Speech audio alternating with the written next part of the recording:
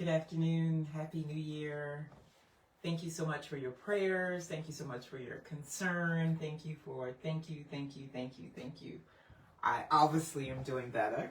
I am doing better, but not too long ago.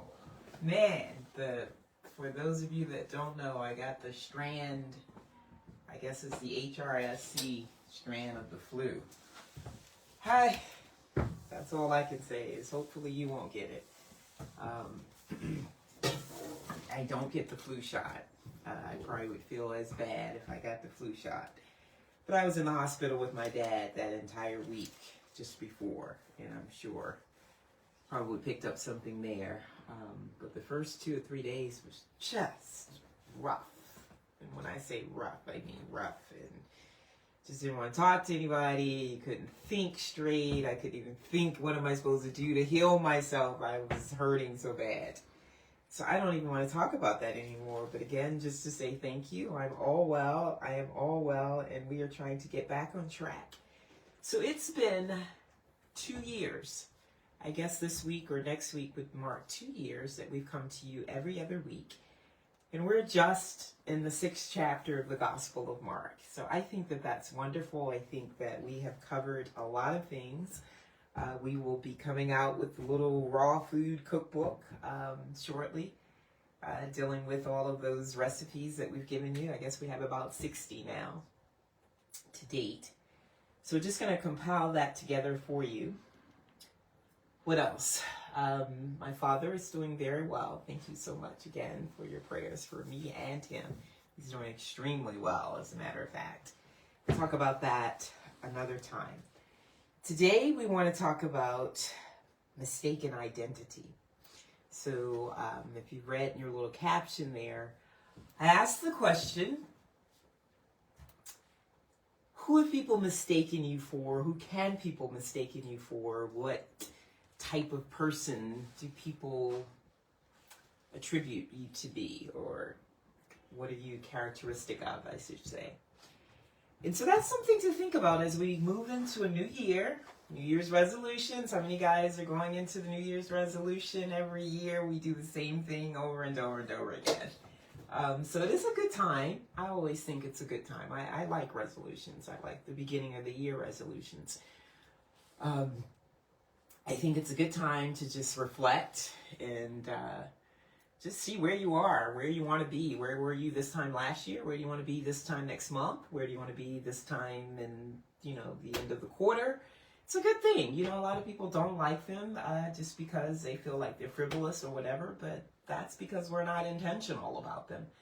And so maybe this should be the year of intention. 2024, I am actually going to do whatever. This is a big year for me. I have my 60th birthday coming up, and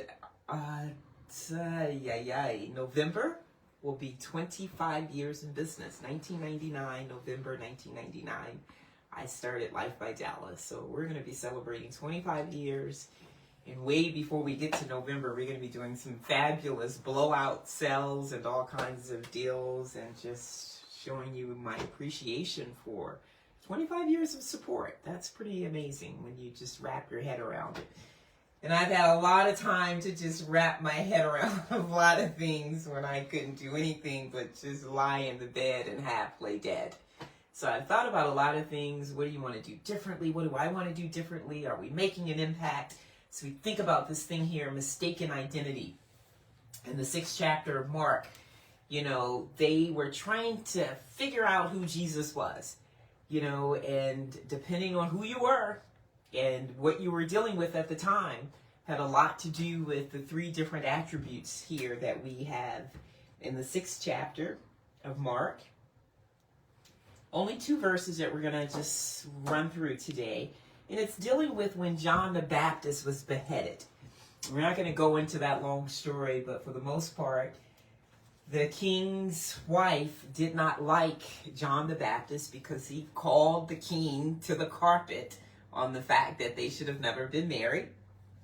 And eventually, she orchestrated for him to have his head beheaded, to be beheaded. by his daughter's wish for, she was dancing and the king had gotten drunk, and it's just a long story about how that came to be, where he pretty much told her she could have anything that she wanted, and her mother convinced her to tell the king to have John's head put onto a platter. And so there you have it, and that's one of the things we're going to talk about. So let's just talk about the verse, and then we're going to go straight into when we do things that we're not supposed to do. Now King Herod heard of him, for his name had become well known, and he said, John the Baptist is risen from the dead, and therefore these powers are at work in him. Others said, it's Elijah. And yet others said, it is the prophet, or like one of the prophets. And so what we're talking about here is right after Jesus had decided who his 12 apostles would be, and he began to send them out. Word spread very quickly, or quicker. Many people had already known or come to know who Jesus was based on his healing, his ministry for healing. They had just brought every diseased, every lame, every blind, every sick person to him. And he had healed them, and this spread like wildflower. So his name was becoming very popular. But now he was sending out the 12, and he had given them the ability to go and cast out demons on their own, and to preach and to teach. And so now word was getting out. Who is this Jesus person?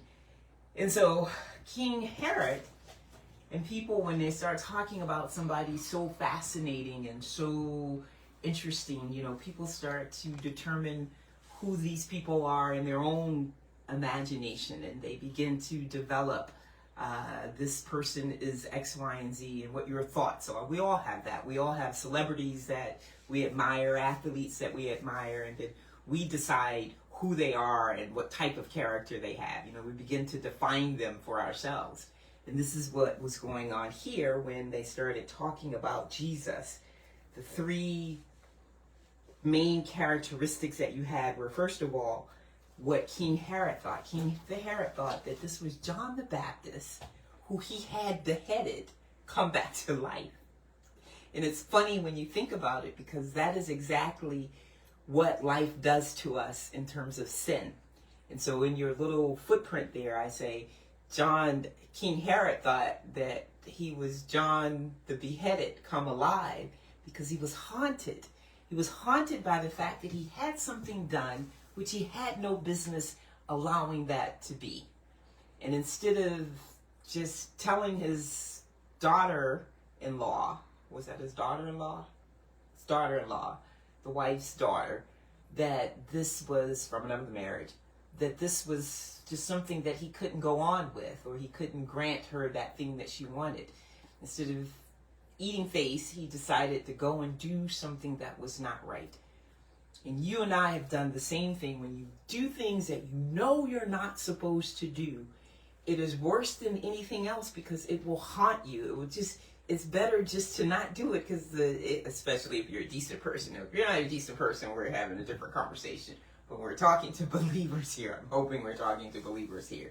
And so when we do those things that we know that we're not supposed to do, it's just not worth it, because it just eats away at you. It just eats away at you. And this was just eating away at this man, where he actually thought this man had come back to life to haunt him, And so when this is put here, we have to ask ourselves the questions in this Word of God, being the Word of God, being God talking to us then and now and forever, that he wants us to recognize that sin does that to you. It just haunts you when you don't do the right thing. And so we have that, and then we have the other piece where you have Elijah, you're talking in a period here where they had not heard the prophetic voice of God. They've heard the Pharisees, they're listening to the people in the synagogues, they're hearing all the religious people, but they had not heard the voice of God like they would hear all the time when the prophets would say, "Thus saith the Lord." The prophets were the ones that spoke directly to the people from God. And so they hadn't heard that. They had been silenced from that for centuries now. And so when they did hear that, one of the greatest prophets was Elijah.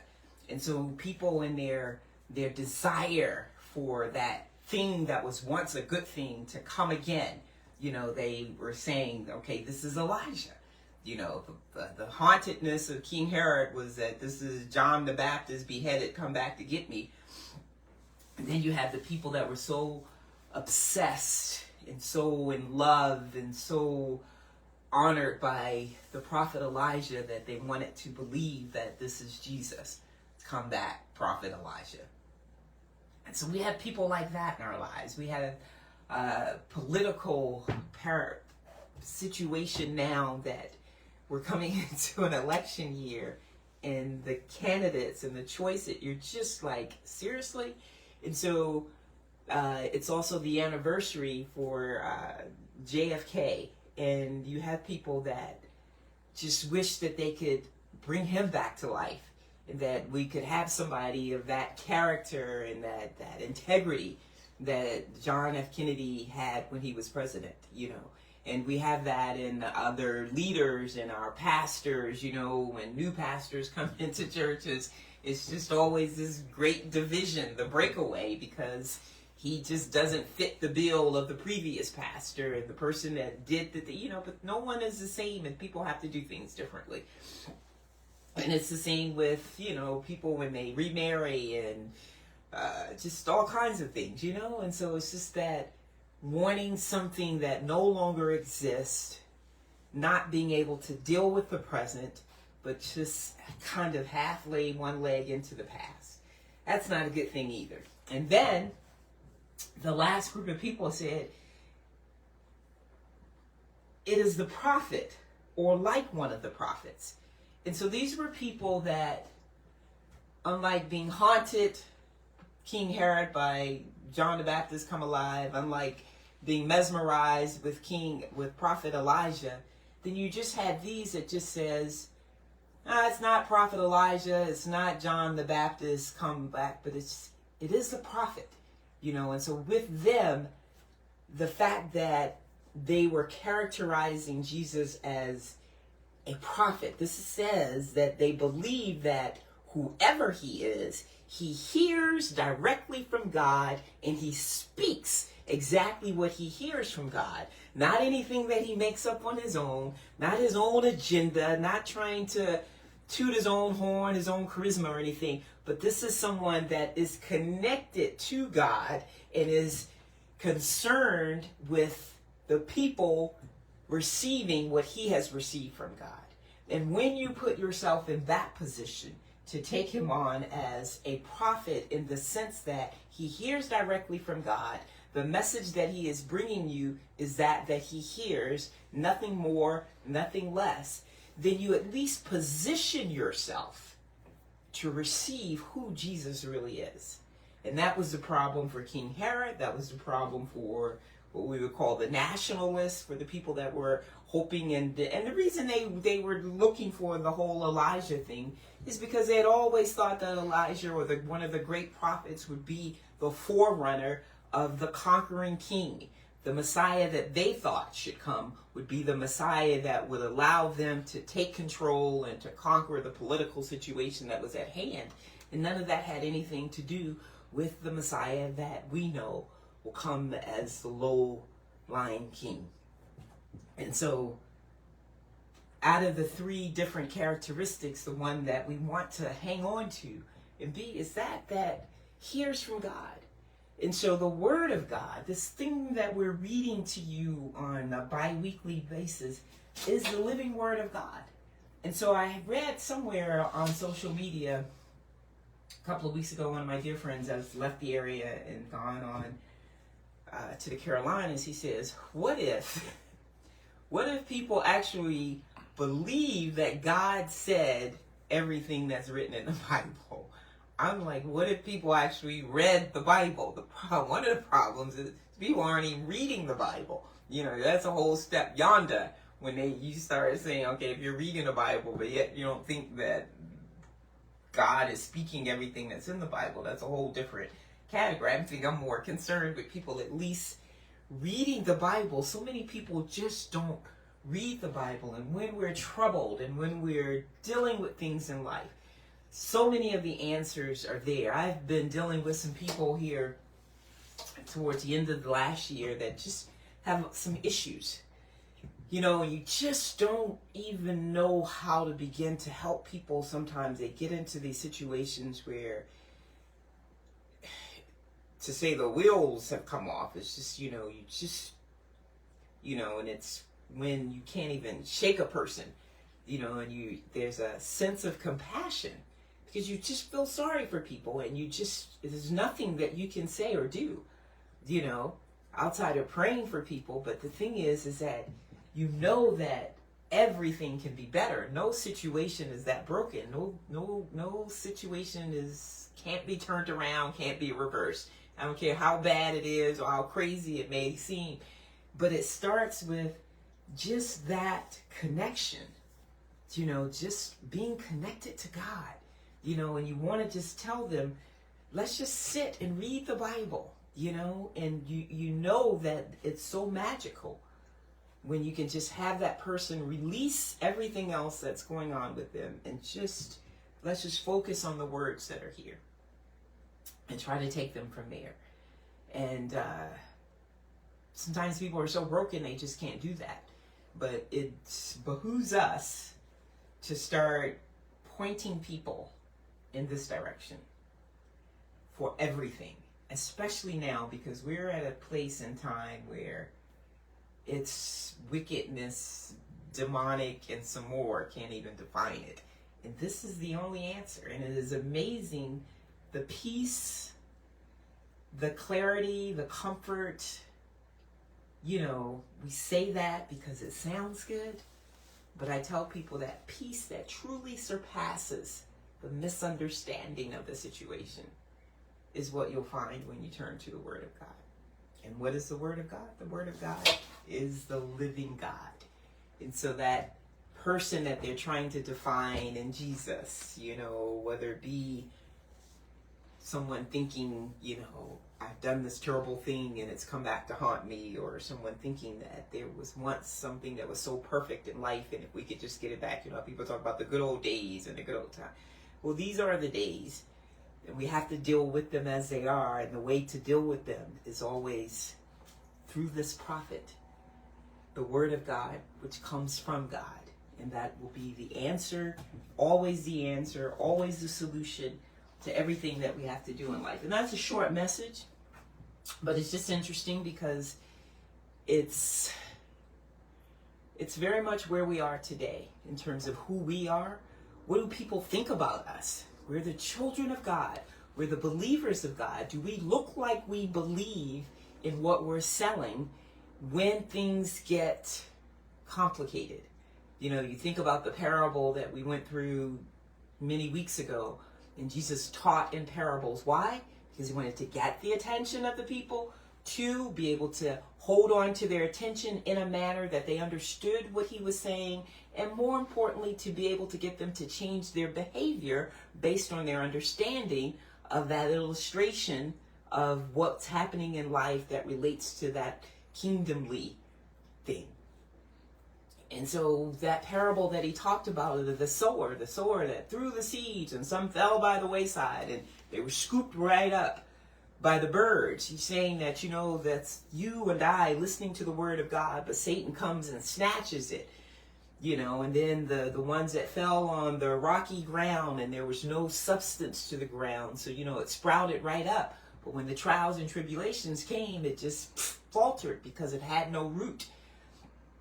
And then the choked out weeds that, the seeds fell along the weeds and the weeds choked them out because of our obsession with worldly things and possessions that, we can't deal with what we're supposed to be dealing with. And so that chokes out the Word of God that is in us. And then there's the good soil, the seed that fell onto the good soil that was able to multiply, 60, 30-fold, 60-fold, 100-fold.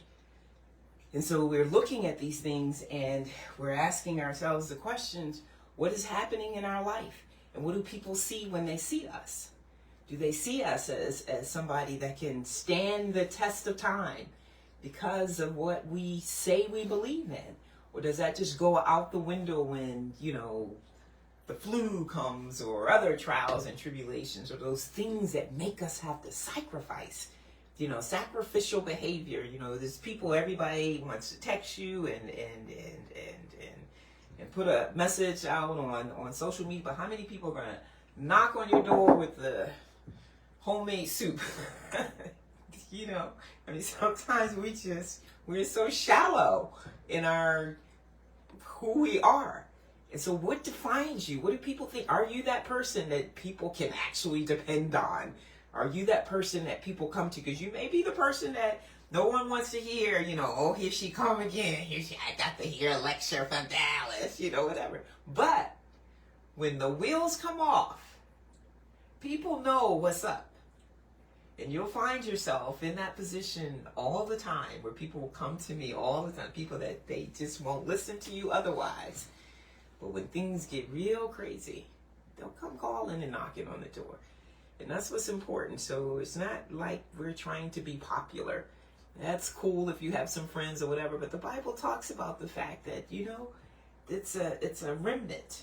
And when you're doing what you're supposed to be doing, when you're trying to seek the will of God and live the will of God, you're never going to be popular. Because light doesn't like darkness. And people want to be able to do what they want to do, and they don't want you to shine a light on their darkness. So keep that in mind when you're thinking about why nobody's put you on the invite list. That's a good thing in a lot of cases. So, how about the fact that mistaken identity, hopefully no one is mistaken us for not being believers, that people know we're believers because our behavior suggests that we're believers. But what about raw bread? We make such fabulous raw bread that you would swear that you were eating regular bread. And so this is what we're doing as we're moving into 2024. We just want to get you to a point where you know how to do a few things that are staples. And so this bread for me is a staple because when I have raw bread, I can do whatever I want to do. And so I've always been adamant about drinking a lot of raw juices, and towards the end of the year, I was getting back to the fact that I used to drink at least 16 ounces of carrot juice on a daily basis. And the good thing about that is that you have the carrot pulp left over. And with carrot pulp, you can do amazing things because it's just amazing. And so with the carrot pulp, which is one of the few things that I actually juice, are carrots. Everything else I throw into a blender. And so with that, I'm getting the juice from the pulp. With the carrot juice, you're actually extracting the fiber content. And so when we do carrot bread, that's a staple. And so that's something that we need to have in our repertoire. But I have, when I do 5 pounds of carrots, I have like 6 times this amount of carrot pulp left. So you're going to take just 1/4 of it to make a small batch of carrot bread, raw carrot bread. And you'll see the variations that we can do with it. It could be complicated or it could be very simple. And depending on what you're going to eat with it, obviously. But then we have carrot pulp left. So we'll make carrot burgers, can make crackers, a whole bunch of things. But having raw carrot burgers, they really last for a minute. They're very hearty and they're very filling, I should say. And with the carrot bread, you just always can just put anything on it. So I'm going to show you how to do this real quick. Now today is going to be a trick or treat day because my fabulous Blend Tech commercial thing that I bought, for whatever reason, did not juice for me just before I got sick. And I'm thinking, okay, I've got to call in about that. In the meantime, I just need to order another one. But that's what I use to grind my flax seeds and my still cut oats, which are going to be the base of what we do. So I don't know how far we're going to do. I've pulled out a couple of other blenders. So we'll see. Usually I have enough grounded flax seeds, but I usually put 2-3 tablespoons of that on my salad every day and in my breakfast cereal. So I don't have anything left. So let's take a look at the ingredients and let's see how we can mimic raw bread and try to do this as quickly as we can. So I was talking to someone in the parking lot just not long ago, and I was telling her about essential oil blends. And I was saying, it's just like you have a hamburger, If you have like 15 ingredients, then obviously you're going to have like a really tasty hamburger. But you can just go with some ground beef and probably, I don't even know what people put in there, 2 or 3 ingredients, and you still have a burger that's probably decent. But obviously, the more things you blend together, synergetically, you've got something that's going to be fabulous. So, when we think about doing raw bread, it's relatively simple in terms of the fact that you only really need 4 or 5 ingredients. The main ingredient would be the carrot pulp. You're going to take carrot pulp, so for those of you who are bread makers and you have some idea of what's required, you know that you need, obviously, a grain. So we're going to use this as a filler with the grain, the carrot pulp. And then we're going to have what we consider here the steel-cut oats. So the steel-cut oats are just that. They're steel-cut oats. So they're oats, and they're cut like this. And they are fabulous for getting your whole grains in, because you can grind them down to a powder. And once you grind the steel-cut oats down to a powder, they can be consumed as such, because basically the digestion part of it has already been done. And because they're raw, you obviously are getting 15 times more nutrients because they haven't been destroyed through the processing process. Okay? So you have steel-cut oats that look like oats. You buy them from the health food store bulk. And then we grind them down to a powder. So this is what they look like before they grind it down to a powder. And then we're going to have flax seeds. Flax seeds, because of the omega-3s, because they're just so darn good for the intestines, you always want to be putting them in something. And so we have flax seeds that we're also going to grind down to a powder. So then we're going to have a grain, steel-cut oat grain, and then we're going to have flaxseed grain into a flour, and then we have our carrot pulp. A little bit of olive oil. Now technically, 1, 2, 3 ingredients is all you really need. Now, you know, when you're making bread or anything else, you need what we call a binder, an emulsifier. So that's what we have, more flax seeds that have been soaked. So when you soak flax seeds, that's what happens, because they are an emulsifier. It turns into almost like a glue, which would be kind of like your egg that you would probably put in bread to get it to bind. Okay? So we have our basic ingredients. That's all you need to really make raw bread. And you basically going to put them all together.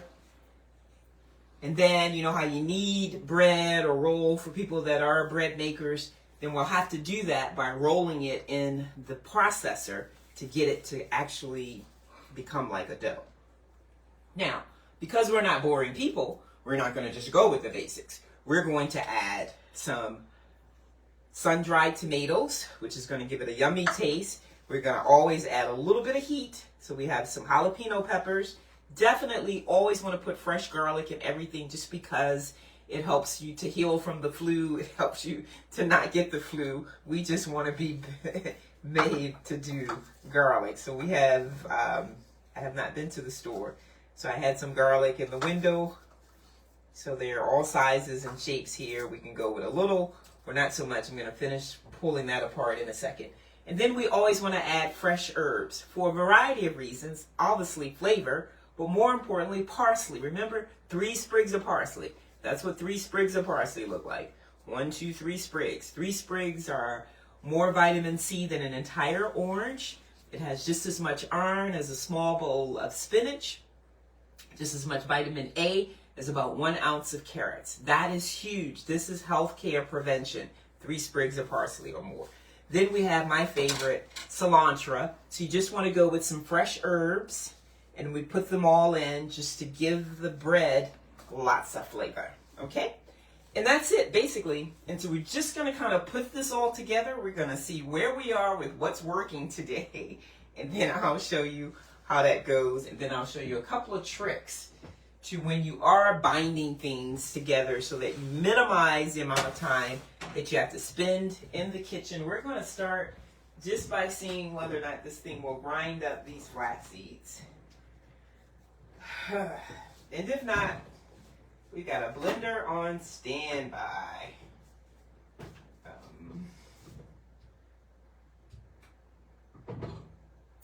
Yep.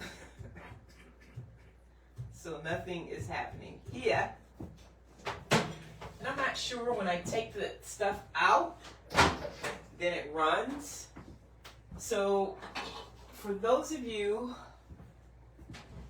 who have not gotten down with the raw thing yet, and you have a regular, I found this blender. I have like 15 blenders and processors around here from years ago and more years. So this is cool. This is a Black & Decker. I actually like it. I made a couple of smoothies with it the other day, and I think that it's pretty sturdy to grind. So right here I have probably a good cup of flax seeds.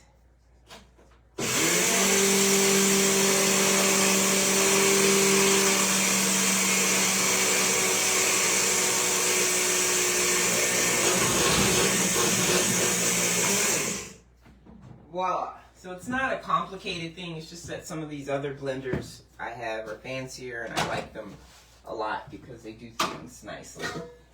So there we have now grounded flax seeds. That's quite a bit. Probably don't need that much. I'm going to slide some in the bowl over here and leave it for something else. Okay, so we have probably a 1/4 cup of grounded flax seeds. Now here we have the steel cut oats, remember?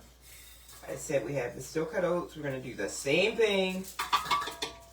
Oh, we're making a mess here. Put them into the blender. And so this is good because typically we already have this portion done for you, and I think some of you think it's a little bit more complicated than it is.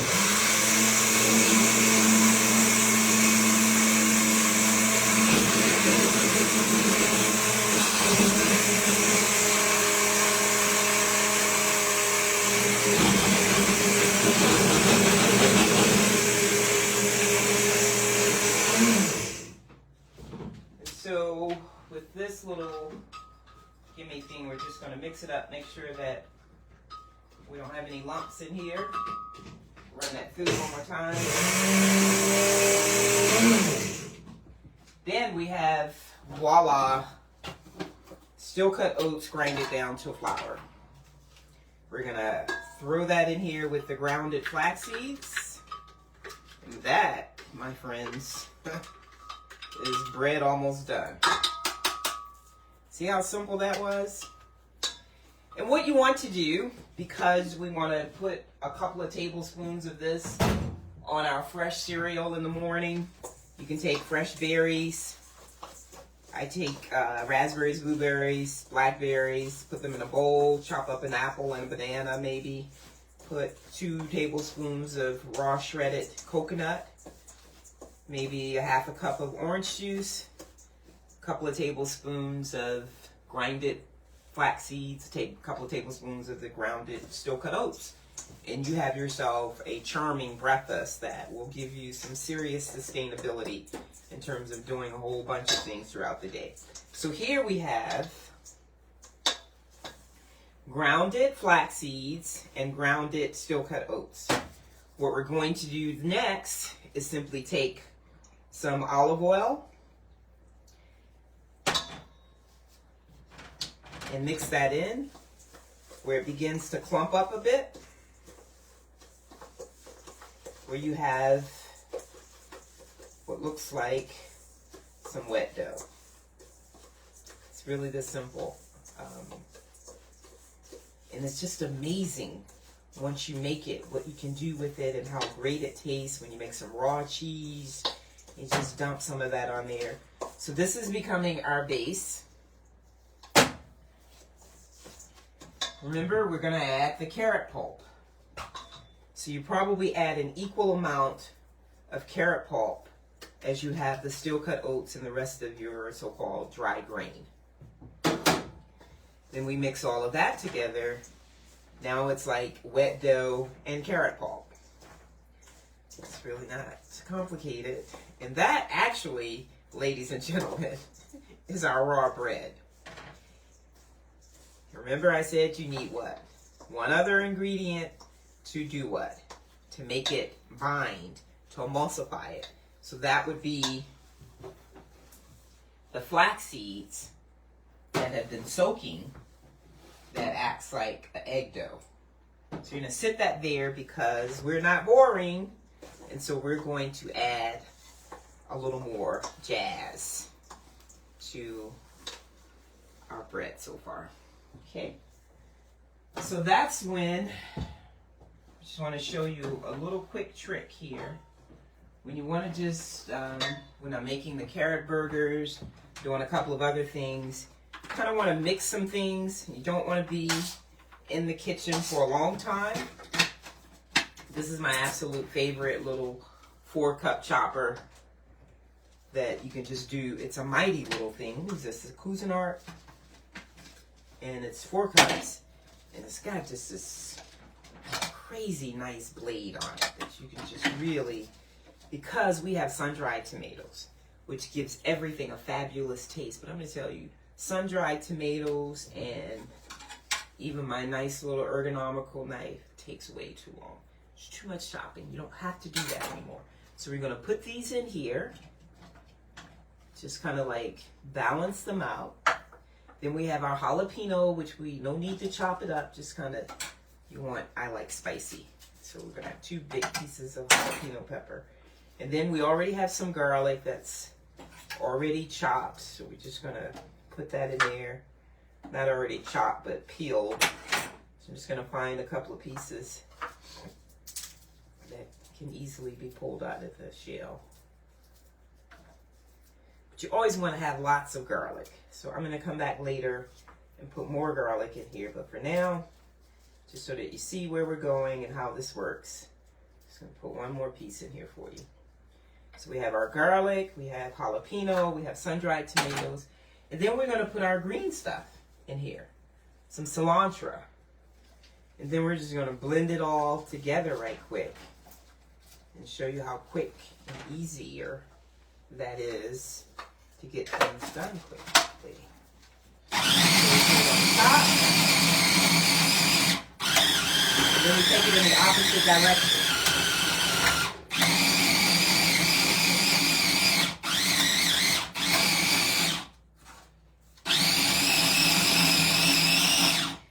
And just keep going until all the little green stuff has disappeared down in there.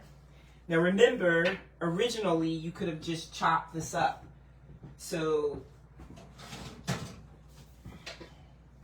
it doesn't have to be like perfect. You can still have big clumps in there. There are no big clumps in here. So you just pull this out and look at that. 15 minutes of chopping. Consolidated it. For real, for real. I remember when I first started doing raw foods many, many years ago. Man, I would spend some time chopping up some stuff. So this has become one of my best friends, especially when you're just trying, you can make raw little dishes on a drop of a dime. If things are going bad in a refrigerator, you just have some stuff you want to get rid of. Just throw those jokers into a little food processor. And it's always good to mix green stuff with the sun-dried tomatoes and the raw garlic because it binds well. So we're just going to put the rest of this in here. It's easy to chop fresh herbs. That doesn't take but a second, but hey, it takes a second to chop it, and it takes a nanosecond to put it into a little process.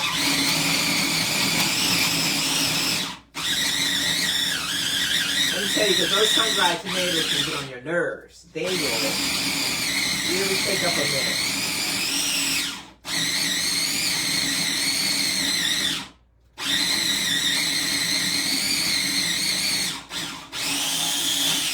But as it's nothing like adding sun-dried tomatoes, a little jalapeno pepper. And so pieces like this you can just put in there as well. Because when you're making bread, you know how you guys have had gourmet bread from shops, and you have pieces in it like the jalapeno cheese bread, and you'll obviously see some big chunks of jalapeno versus some that are finely chopped.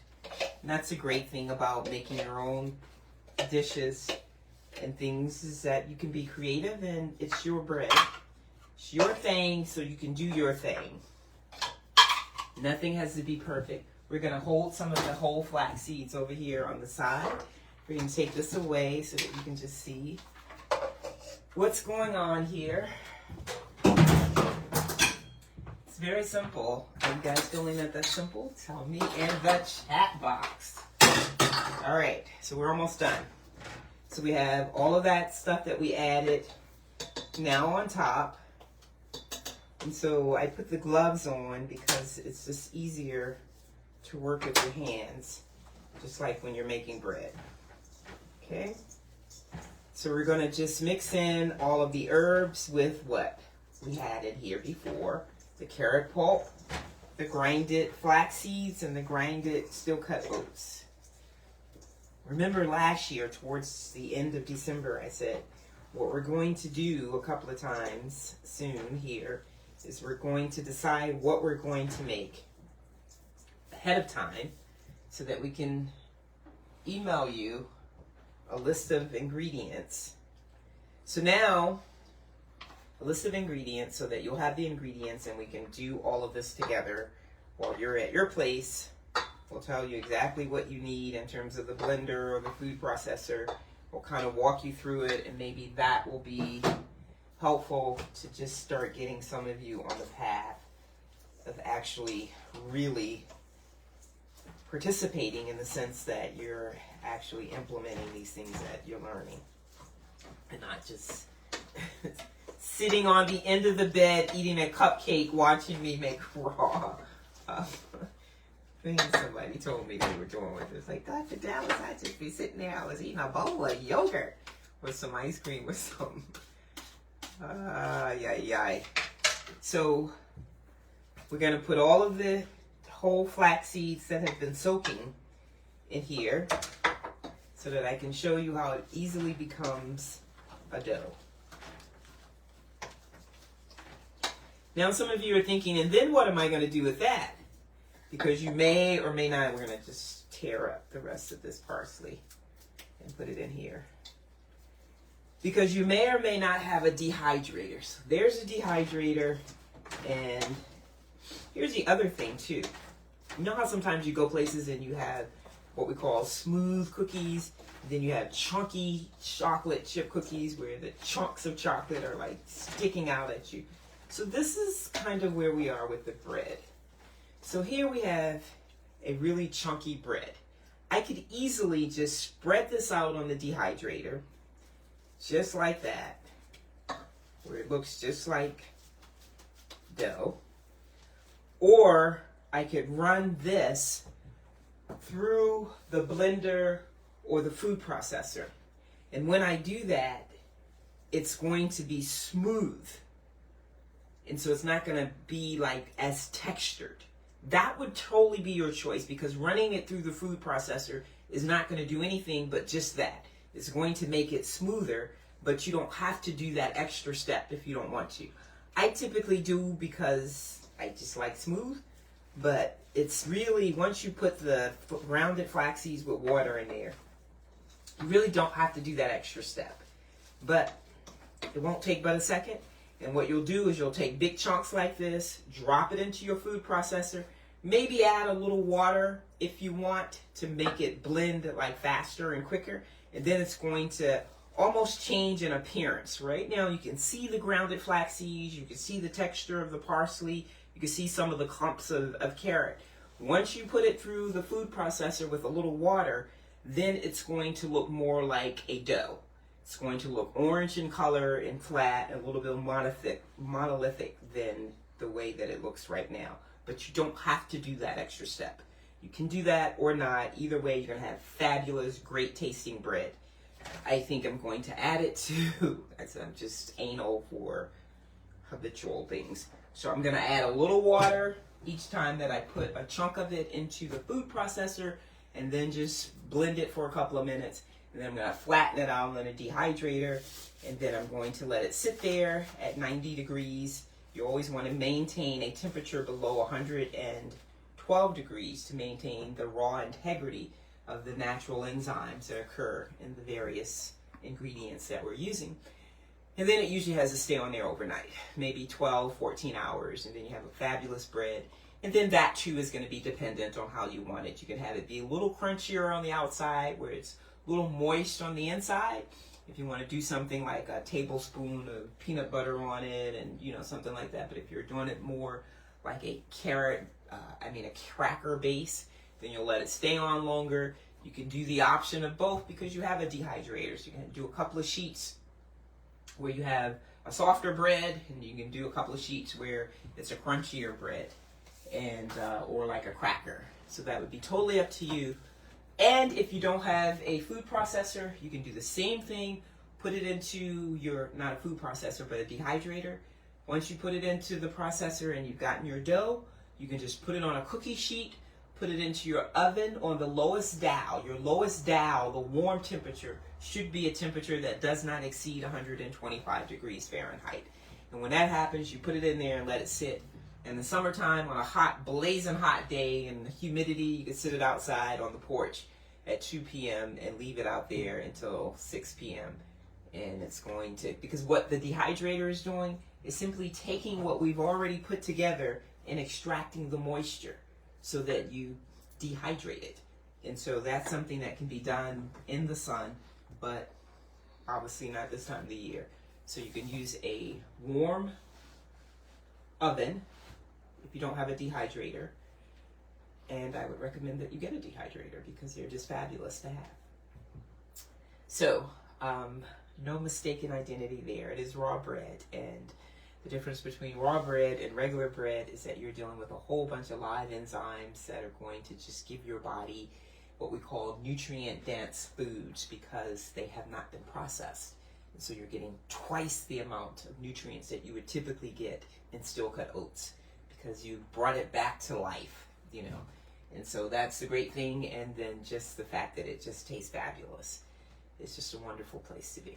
So next week we're going, not next week, but in 2 weeks, we're going to continue on in terms of what was going on after John the Baptist was beheaded and when Jesus really, really began to hit the road running with his ministry. I hope this has been helpful. Again, thank you for your prayers, your concerns, and your gifts, and all that great stuff. And Happy New Year. I'm wishing the best for you in 2024.